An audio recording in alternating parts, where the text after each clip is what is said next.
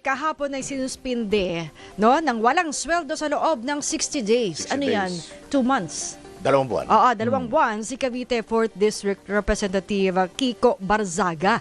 Alamin pa natin yung ibang mga Oo. chismis. Nasa linya Mula po ka- natin. Yes. Oo. Ang isa sa mga miyembro ng Ethics and Privileges ng House of Representatives, si Representative Rodolfo Ompong Ordanes ng Senior Citizens Party List. Yeah. Magandang Kong hapon Ompong. po. Kong Ompong. Good afternoon. Ayun. Willie at Man. Kasama po namin Kasama si Sandro. Oo. So, ito po ba ay ilan ang umano? 249 kongresista, no, ang bumoto.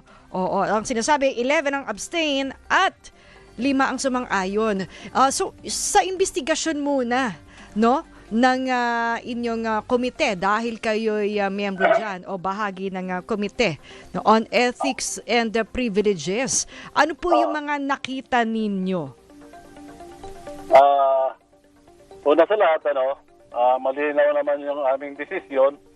Ito ay dumaan sa maingat at masusing deliberasyon ng komite. Mhm. Hindi ito basta-basta inaprubahan lang at binigyan siya ng due process na maipahayag niya yung kanyang katwiran. At ito ay pinag-aralang mabuti ng komite.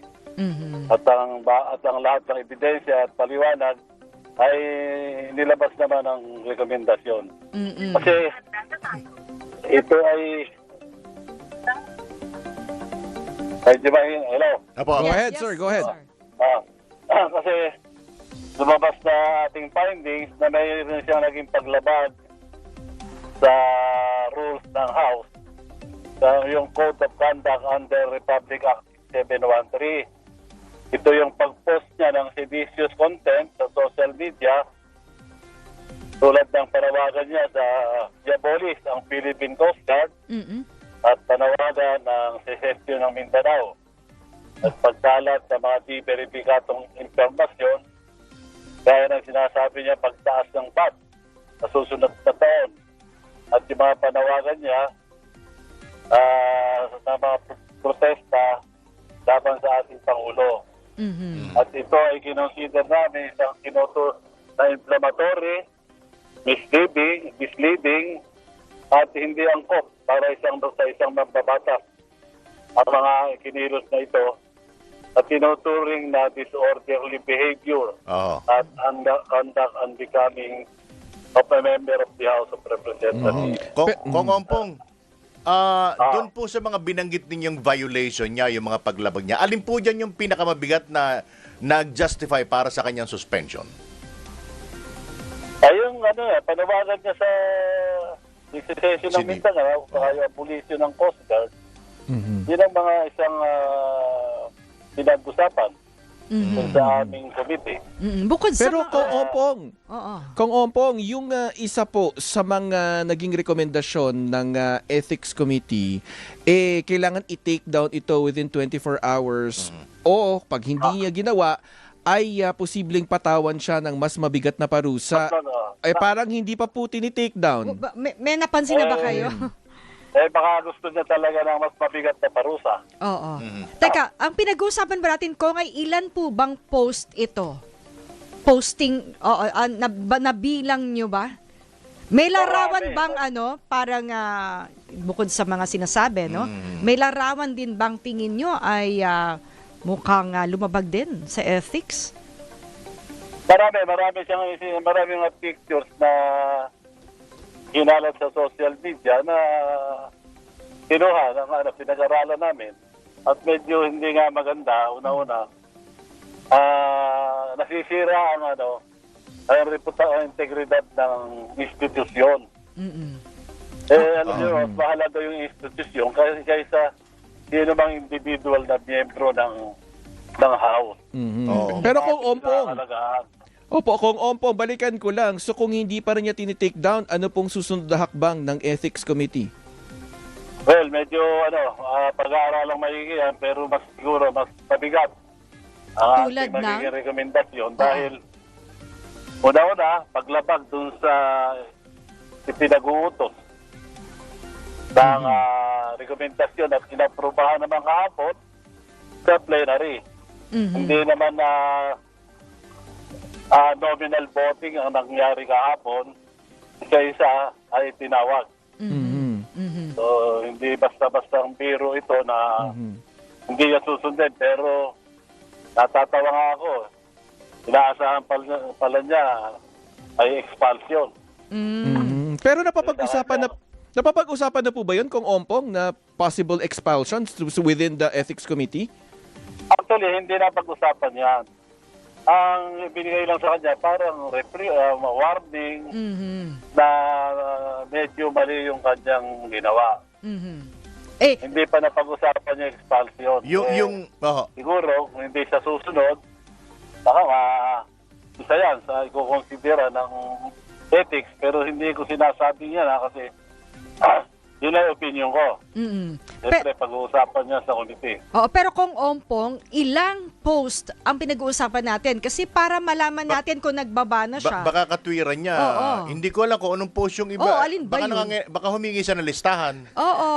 Anong date ba yan?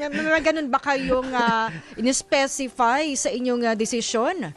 Kung Ompong. Actually, meron siyang kopya ng mga mga post. Merong kopya siya noon, pinakita sa kanya lahat at isa-isa ay dineskas sa kanya nung sa aming committee hearing. Pinakita sa kanya yung mga ipinost niyang mga pinost niya. Pero first time ba to kung Ompong na kumbaga napatawan ng parusa ng Ethics Committee ng Kamara na ganito din. Similar offense. Di ba si sa Tebes? Facebook din. Oo, di ba? Tebes naman, iba. Na ako yung maupo, ituloy yung kauna-unahang Si Tebes, iba. Yung sa di ba Facebook din? Ika nga, nabigyan ng parusa ang isang miyembro ng House of Representatives. Unang nasampulan. Kung Ompong, yung 60 days, ito pa yung pinakamagaan. Kasi may binabanggit pa kayong mas mabigat And possible mauwi sa expulsion.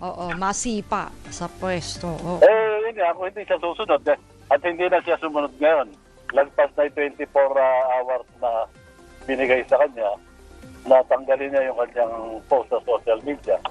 Kung hindi siya sumunod, siguro panibagong pagdinig na naman sa committee.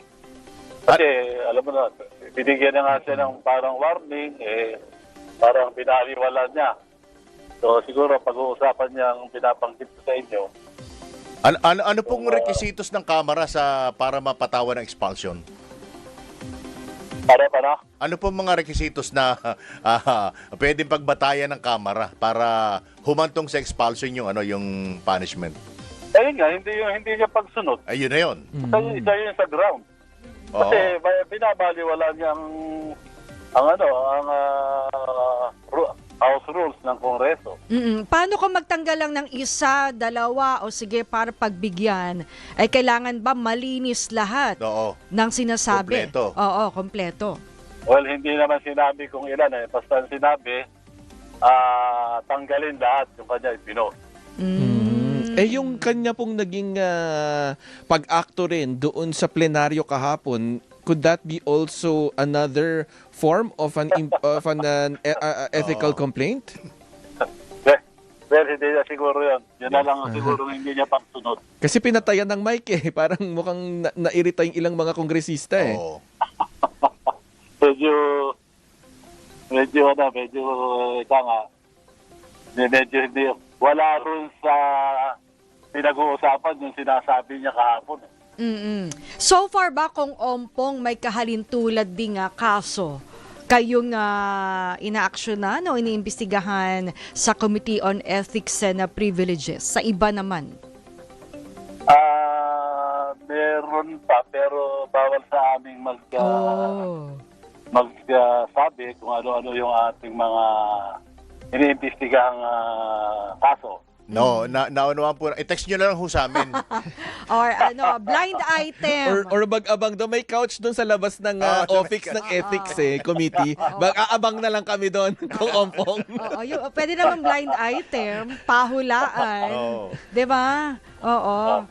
May kape nga yata doon Pwede tayo magkape yata doon sa labas. Tawag mo lang mamaya para sasabihin ko sa'yo. Ayun, Ay, sige, ayun, oh. ma-Viber ko kayo kung ompong. Oo. Ay, May exclusive tayo. Oo. ATM exclusive. Oh. Maiba tayo kung ompong. Yung 500 nyo, pambili Noche Buena, malaki pa yan kasi meron kayo senior citizen discount. Ay, oo nga. Kumasa na ba kayo sa 500 peso Noche Buena Challenge? Saan?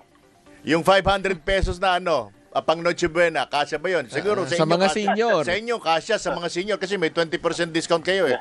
Pwede yun kung isang tao lang ang Noche Buena. Oo. Nagpapapogi lang yung nagsabi noon. Kung ompong, maiba rin ako. Kanina po nakausap namin si Attorney Ligutan, yung abogado po ng third impeachment complaint last year. Ano po ba sentimiento dyan? Kamusta? May naririnig na po rin po ba kayong maaring paghahanda para sa panibagong impeachment pagka naglaps na sa February next year? Well, sa ngayon, wala pa tayong nadidinig. Medyo marami pa inaasikaso ang House. Pari mga itong pag-break siguro, pag-bakasyon, pag-uusapan. Pero alam mo naman yan, medyo maselan yan eh. Hindi naman agad na lahat ng congressman nakakaalam niyan. Ano po magiging accomplishment ng House bago po yung bakasyon? Balik nyo sa susunod na taon eh. Mm-hmm. Yung meron na kami naipasa mga third and final reading na i-accept sa Senado. Yun yung mga accomplishment na nagawa ngayong taon na to. Siguro po, ano na lang, mensahe nyo na lang po sa mga kasenyor dahil po talagang dahil magpapasko at syempre But pag sinasabi mo kay Kong Ompong, saan ka nakatingin? Hindi tsaka hindi ba kuya? Hindi tsaka, yun na nga kapag mamamalengke ka ngayon o bibili. Hindi pa ako dual citizen. Isama mo na si Kuyang Willie. Hindi pa ako para dual makamenos. Diba? Para makamenos ka nung babayaran mo. Magsama na kayo ng lolo't lola, diba? Pag senior na yung mga magulang. Oo, di ba? Kaya lang minsan kasi diba, ang hirap isama. Alam mo, mapapagod agad. Pero po, hutar-hutar mo yung Oo, kasi pinapaupo na lang natin. Ako mama ko pinapaupo ko na lang doon sa cashier. Kung magbabayad na. May upuan sila doon Oo, meron. Oo. Tsaka doon na lang. Tapos sa kagandahan din, nakapila ka na sa senior. Nabanggit mo na rin lang yan.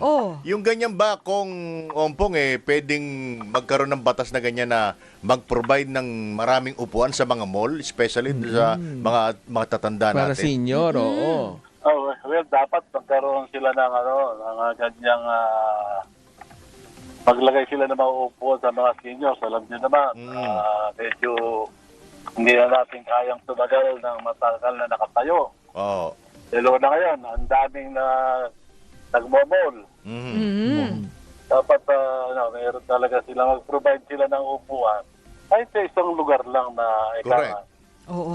makapagpahinga ang ating mga senior. Minsan kasi ang haba-haba ng lalakaran mo, wala ka makitang, alam mo na, di ba sa gitna minsan may mga flower box. Minsan punuan, di ba? Wala ka talaga mapagpahingahan. Alam mo naman kasi ang mga malls natin, ayaw nila, akala nila, ginagawa lang tambayan yung mall pagka nakaupo dun sa upuan. Hindi nila alam, kamukha naming mga seniors, ay kailangan namin na may maupuan kasi sabi ko nga, nahihirapan na kami nung matagal na nakatayo. Tama. Kaya nga nagagalit si Kuyang Willie Pero sa kabila niyan, Kong Ompong, mga ka-senior ba sa tingin nyo, anong Sa akin ka na naman sentimiento? Anong sentimiento? Ngayong Pasko, happy kaya ang Christmas ng mga ka-senior natin? Oo nga. Yung merong pang Noche Buena, masaya. Yung walang pang Noche Buena, Tulog na lang. Medyo malungkot. Itulog na lang. Oo, marami din kasi natutulog lang kapag Christmas. Wala ba tayong ine-expect na yung mga benefits para sa mga Bonus? ka-senior natin? Total, tama ba yung SSS meron? Tama ba? May ganun Meron, ba, Kong meron. Ompong? Hindi, meron naman alam mo naman seniors natin, pagka ganitong may okasyon, madalas meron silang Christmas party, Kung walang nagpapatlak na lang para yung magkasama-sama ng mga senior.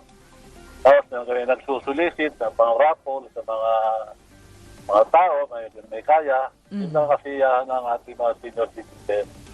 Hindi naman masyado malaki yung aming Populasyon. mababaw lang ang aming kaligayahan. Okay. Alright. Kong Ompong, maraming salamat At Merry po. Christmas na rin. Advance Merry Christmas. Advance Merry Christmas. Salamat. Okay, thank you. Si Alright. Congressman Rodolfo Ordanes ng Senior Citizens Party List.